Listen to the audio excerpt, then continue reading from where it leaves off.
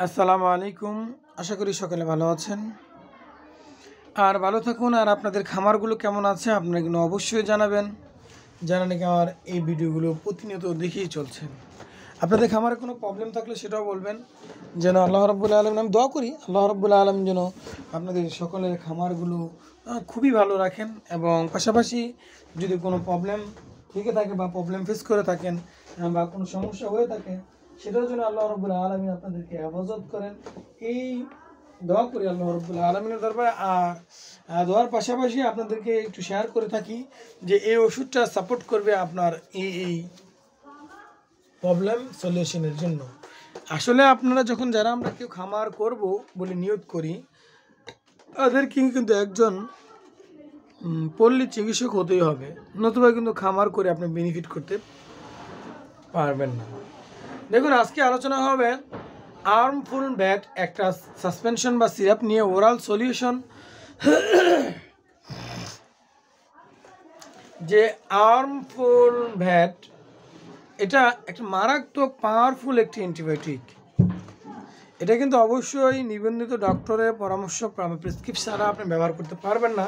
কিন্তু ডক্টর লিখেছে, আপনি এটা কেন খাওয়াবেন সেটা তো আর আপনি জানেন না, যার জন্য আজকের আলোচনা। এবং কি কি রোগের বিরুদ্ধে এটা কাজ করবে এই বিষয় নিয়ে থাকছে আজকের আলোচনা। তবে অবশ্যই বলবো, যারা আমার চ্যানেলে আজকে এই প্রতিনিয়ত দেখেই চলছেন, তারা অবশ্যই একটা কমেন্ট করবেন যদি কোনো আপনার প্রবলেম থেকে থাকে সেটার বিরুদ্ধে। আর যদি এই অ্যান্টিবায়োটিক সম্পর্কে আরও কিছু জানতে চান সেটাও আপনি কমেন্ট করবেন। আর যদি নতুন হয়ে থাকেন তাহলে তো আশা করি কমেন্ট করবেনই, পাশাপাশি অবশ্যই আমার চ্যানেলটি সাবস্ক্রাইব করে রাখবেন, যেন পরবর্তীতে যখন এরকম একটি ইনফরমেশন ভিডিও, ইনফরমেটিভ রিলেটেড এরকম একটা ভিডিও আমি আপনাদের জন্য তৈরি করে আপলোড করে দেব, তখন আপনারা সাথে সাথে এই ভিডিওটা যেন পেয়ে যান। সময় থাকলে দেখে নেবেন, সময় না থাকলে অল ক্লোজ করে দিলেই চলে যাবে। আসুন এবার আমরা জেনে নিই যে আর্মফুল, এটা একটা অ্যান্টিবায়োটিক, অত্যন্ত শক্তিশালী একটা অ্যান্টিবায়োটিক, যেটা ব্যাকটেরিয়ার জনিত সংক্রামকের চিকিৎসায় খুব তীব্রভাবে ব্যবহার করা হয়। এটি ব্যাকটেরিয়া প্রতিরোধী ঔষধ হিসেবে অবশ্যই ব্যবহার করতে পারবেন, তবে অনেক ধরনের সংক্রামক চিকিৎসায় এটি ব্যবহার হতে পারে। সেই ক্ষেত্রে কিন্তু আপনি মনে করবেন আপনার ঠান্ডা লেগেছে, সেজন্য কিন্তু এটা ব্যবহার করতে পারবেন। কাশি লেগেছে সেই ক্ষেত্রেও কিন্তু ব্যবহার করতে পারবেন। পাতলা পায়খানা হয়েছে সেই ক্ষেত্রে কিন্তু এটা ব্যবহার করতে পারবেন। কিন্তু এটা ব্যবহার করতে হলে আপনি নিজে নিজে ব্যবহার করবেন না, অবশ্যই বিজ্ঞ একজন ডক্টরের পরামর্শ নিয়ে তারপর ব্যবহার করবেন। আপনি জানবেন যে আমার মুরগির তো এই প্রবলেম, এখন কি আমি এটা দিতে পারি, আর দিলে এটা ডোজেস ফর্ম 1 লিটার পানিতে কী পরিমাণ দিতে হবে এই বিষয় নিয়ে জেনে নেবেন। আর আজকে আলোচনা আমি ডোজেস ফর্মটা বলে দিব কীভাবে খাওয়াবেন। দেন আসুন, এটা এই যে এই ফ্লোর অর্থাৎ ফ্লোর ব্যাট, যে সাসপেনশনটা বা অ্যান্টিবায়োটিকটা রয়েছে, এটা হলো একটি ব্রড স্ট্রাকচার অ্যান্টিবায়োটিক। এটা ব্লক স্টাম্প অ্যান্টিবায়োটিক, যেটা অনেক ধরনের গ্রাম পজিটিভ এবং গ্রাম নেগেটিভ ব্যাকটেরিয়ার বিরুদ্ধে চমৎকার কাজ করে থাকেন। শুধু তাই নয়, এটার মধ্যে প্রচুর পরিমাণে প্রোটিন সংশ্লিষ্ট যে রয়েছে, যার জন্য আমাদের গবাদি পশুর ক্ষেত্রে এটা কখনোই উইকনেস হয় না বডিটা, এবং ব্যাকটেরিয়ার যেসব প্রজনন বৃদ্ধি আছে সেগুলো কিল করে ফেলে। এবং যে প্রজনন করার যে পন্থা রয়েছে, অর্থাৎ আপনার যে গ্রাম নেগেটিভ অথবা গ্রাম পজিটিভ যে প্রজনন তন্ত্রটা রয়েছে, ওইগুলো বৃদ্ধি করার, ওটা বন্ধ করে দেয়।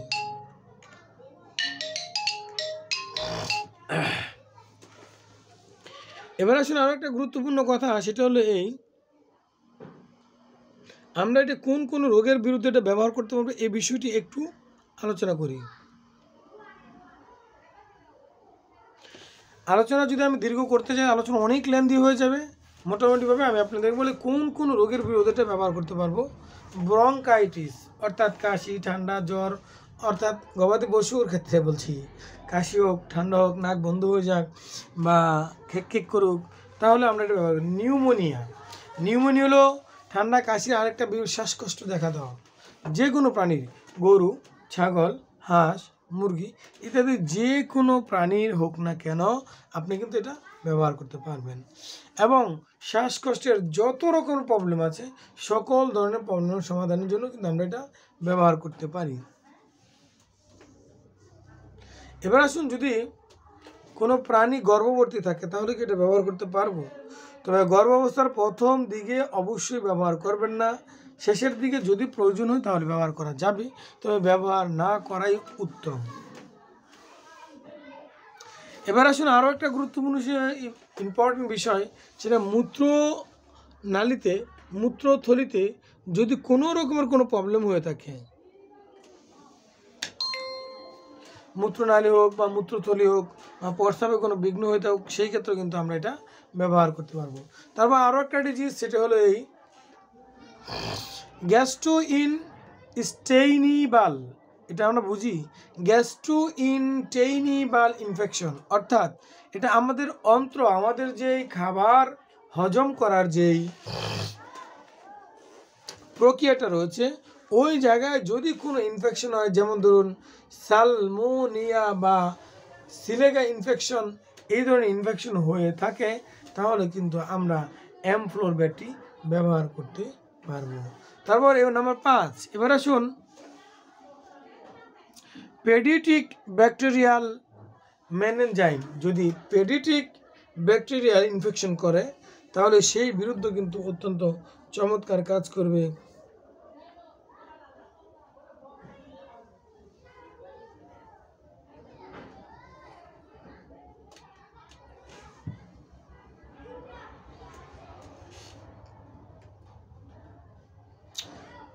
হ্যাঁ, মূত্রাশয়ে সংক্রামক এবং ইউরিন স্ট্রাকচার ইনফেকশনেও ওটা অত্যন্ত চমৎকার। এবার আসুন আরও একটা গুরুত্বপূর্ণ বিষয়, সেটা হলো পেডিয়াট্রিক ব্যাকটেরিয়াল, যেটা নাকি ব্যাকটেরিয়া দ্বারা সৃষ্টি আমাদের মস্তিষ্ককে, অর্থাৎ আমাদের গবাদি পশুর মস্তিষ্কের বিরুদ্ধে গিয়ে কাজ করে, সেই ক্ষেত্রেও কিন্তু কাজ করবে। এবার যদি ছোট্ট শিশুকে, অর্থাৎ গবাদি পশুর মধ্যে বাছুর বা গবাদি পশুর বাচ্চা, অর্থাৎ মুরগির বাচ্চা বা হাঁসের বাচ্চা ইত্যাদির যে কোনো বাচ্চা লেভেলের প্রবলেম হয়ে থাকে, সেই ক্ষেত্রে এটাকে কী করা যাবে? সেই ক্ষেত্রেও এটাকে দেওয়া যাবে, তো ডোজেস ফর্ম একটু ভিন্নতা রয়েছে। এবার আসুন গবাদি পশুর মধ্যে সংক্রমণ আমরা বুঝি গবাদি পশু, গরু, ছাগল বা পশু পাখি, হাঁস, মুরগি বা কোয়েল পাখি বা ভেড়া ইত্যাদি যে কোনো হোক না কেন, ও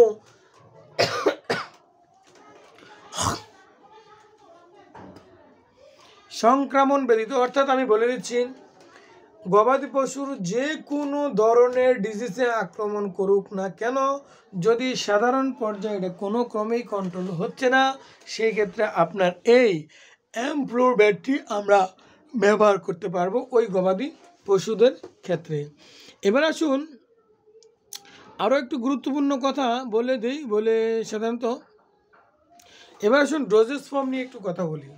ডোজেস ফর্ম, যদি গবাদি পশু একটি সাধারণত 1 থেকে 2 মিলি প্রতি কিলোগ্রাম শরীরে ওজনের জন্য দৈনিক একক মাত্রায় ব্যবহার হবে, ওয়ান্স ডেলিতে। আমি আবারও বলে দিচ্ছি, পার কেজি বডি ওয়েতে, এটা হলো গরু, ছাগল ইত্যাদির প্রতি পার কেজি বডি ওয়েতে 1 মিলি করে ব্যবহার করতে পারবেন। এখন যদি আপনার গরুর ওজন 1 মণ হয়, 40 কেজি হয়, তাহলে কবে 15 থেকে 20 মিলি ব্যবহার করতে পারবেন।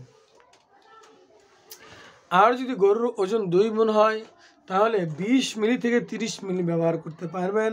আর যদি তার ঊর্ধ্ব হয় তাহলে 25 মিলি থেকে 40 মিলি বা 50 মিলি পর্যন্ত ব্যবহার করতে পারবেন। এই যে হলো গরুর ওজন বা গরুর বয়স অনুপাতেই গরুর ওজন বা তার বয়স অনুপাতে এটাকে নির্ণয় করা হয়েছে। আমি আবারও বলছি, যদি গবাদি পশুর পার কেজি বডি ওয়েতে 1 মিলি ব্যবহার করতে পারবেন। আর ডক্টর অবশ্যই বলে দিবেন, যে ডক্টরের কাছে আনবেন, যে এটা কী কী রোগের কাজ করে সেটা আজকে একটু আলোচনা করলাম। তবে আরও একটা কথা বলে দিচ্ছি, যে আপনার এই অ্যান্ড্রোসিন ব্যাট যদি পানির সাথে মিশিয়ে দেন তাহলে কিভাবে দিতে হবে? প্রতি 1 লিটার পানিতে 1 মিলি করে ব্যবহার করতে হবে। যদি 10 মিলি পানি দেন তাহলে আপনার 2 চা চামচ আপনার ঔষধ ওই জায়গায় ব্যবহার করতে হবে। মনে রাখবেন অ্যান্টিবায়োটিকের ক্ষেত্রে খুবই গুরুত্বপূর্ণ ডোজ। আর অ্যান্টিবায়োটিকটা ভ্যাকসিনের মতো খাওয়াবেন, অল্প পানি দিয়ে খাইয়ে শেষ করে ফেলবেন যেন পানির অপচয় না হয়। কারণ দীর্ঘদিন যদি আপনি এভাবে মানে এভাবে ব্যবহার করতে থাকেন তাহলে কিন্তু মারাত্মক থেকে মারাত্মক প্রবলেম ফেস করতে হবে আপনাদের এই গবাদি পশু লালন পালন করতে যেয়ে। অবশ্যই একক মাত্রায় মানে দিনে একবার ব্যবহার করতে পারবেন। অন্যান্য সময় যখন এটা খাওয়াবেন জিঙ্ক বা ভিটামিন বি কমপ্লেক্স বা প্রোবোস ব্যাট এই ধরনের সাসপেনশন হোক, সিরাপ হোক, অথবা লিকুইড হোক, অথবা পাউডার হোক, যেটা হোক যে কোনো প্রসেসে খাওয়ানোর চেষ্টা করবেন। যাই হোক, এই ছিল আজকের মতো আলোচনা মোটামুটি এই অ্যানরোফ্লোরব্যাট নিয়ে। এটা মারাত্মক একটা অ্যান্টিবায়োটিক যা সকলের জন্য প্রযোজ্য না। অনেকে হয়তো ভয়ে চলে আসছেন, ভয় পাওয়ার কিছু ছিল না, তবে যেহেতু আপনারা পেয়ে গেছেন তো কি আর করা। সেজন্য সকলের সুস্থতা এবং সকলের মঙ্গল কামনা করেন এবং সকলের খামারের সকল ধরনের অসুখ বিসুখ থেকে যেন হেফাজত করেন এই আশা ব্যক্ত রেখেই আমি আজকে এই আলোচনা থেকে বিদায় নিচ্ছি। আসসালামু আলাইকুম।